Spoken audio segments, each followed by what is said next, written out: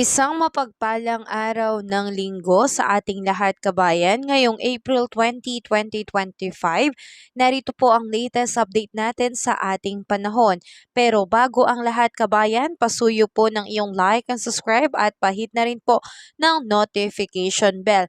Kabayan, update po tayo sa ating panahon ngayong araw ng linggo. Patuloy po tayong naaapektuhan nitong easterlies, mainit na hangin mula sa karagatang Pasipiko, kaya asahan po natin na maalinsangang panahon po ang asahan ngayong araw ng linggo, lalo na po dito sa may Davao Occidental at Davao Oriental. Pero pagsapit ng hapon, magiging maulap na po ang kalangitan na meron pong kasamang mga kalat-kalat na pag-ulan and thunderstorm.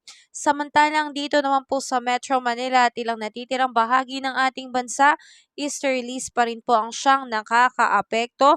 Asahan na napakainit po o maalinsangang panahon ang asahan ngayong araw na ito, pero pagsapit ng hapon at gabi, magiging partly cloudy to cloudy skies with isolated rain showers and thunderstorm po ang asahan natin.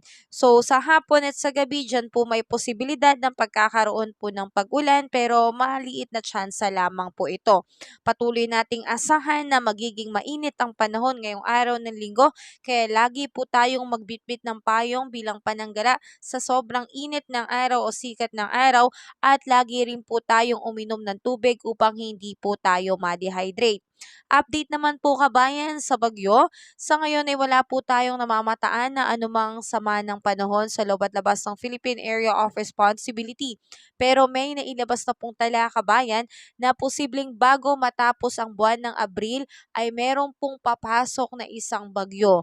Kapag ito po ay nangyari kabayan, ito po yung una nating magiging bagyo ngayong 2025 na tatawagin nating bagyong Auring. So makikita natin sa datos kabayan na posibleng meron nga pong isang bagyo ang papasok ngayong Abril, at susundan pa po ito ng isa o dalawang bagyo sa mga susunod pang mga buwan, at sumatotal kabayan 8 hanggang 14 na bagyo ang posible nating maranasan mula ngayong Abril hanggang buwan ng Setyembre.